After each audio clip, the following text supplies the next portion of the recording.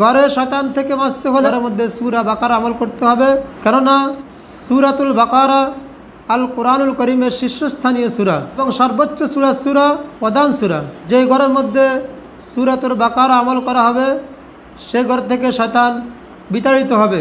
সুতরাং শয়তান থেকে যদি আমরা বাঁচতে চাই, ঘরকে রক্ষা করতে চাই এবং ঘর থেকে শয়তানকে বিতাড়িত করতে চাই, তাহলে আমাদের ঘরের মধ্যে সূরা বাকারা পড়া উচিত। সূরা বাকারার দ্বারা ঘর থেকে শয়তান পালিয়ে যাবে।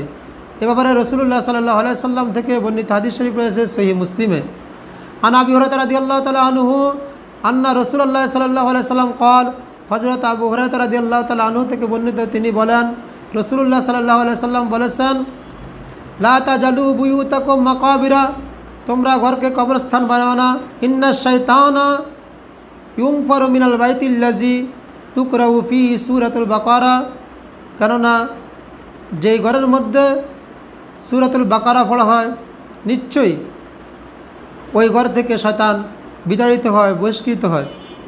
সহিহ মুসলিম হামিদিয়া প্রথম খণ্ড 265 নং পৃষ্ঠায়। শুধু শয়তান সূরা বাকারার দ্বারা ঘর থেকে বিতাড়িত হয় না, বরং শয়তান ওই ঘরের মধ্যে প্রবেশই করতে পারে না। এ ব্যাপারে বর্ণিত হাদিস শরীফ রয়েছে রাসূলুল্লাহ সাল্লাল্লাহু আলাইহি সাল্লাম থেকে জামি তিরমিজিতে।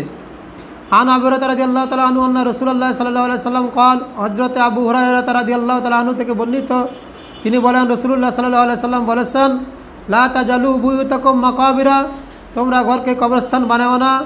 ওয়াইনাল বাইতাল্লাযী তুকরাউল বাকারা, নিশ্চয়ই ঘর যে ঘরের মধ্যে সূরাতুল বাকারা পড়া হয়, ফীহি লা ইয়াদখুলুশ শাইতান, সেই ঘরের মধ্যে শয়তান প্রবেশ করতে পারে না।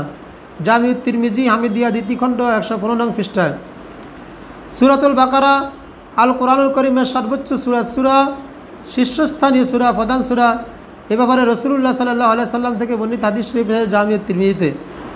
আন আবি হুরায়রা রাদিয়াল্লাহু তাআলা আনহু قال হযরত আবু হুরায়রা রাদিয়াল্লাহু তাআলা আনহু থেকে বর্ণিত, তিনি বলেন, قال রাসূলুল্লাহ সাল্লাল্লাহু আলাইহি সাল্লাম, রাসূলুল্লাহ সাল্লাল্লাহু আলাইহি সাল্লাম বলেছেন, লিকুল্লি শাইইন সানামুন, প্রত্যেকটা জিনিসের একটা সূরা রয়েছে, শীর্ষস্থান রয়েছে।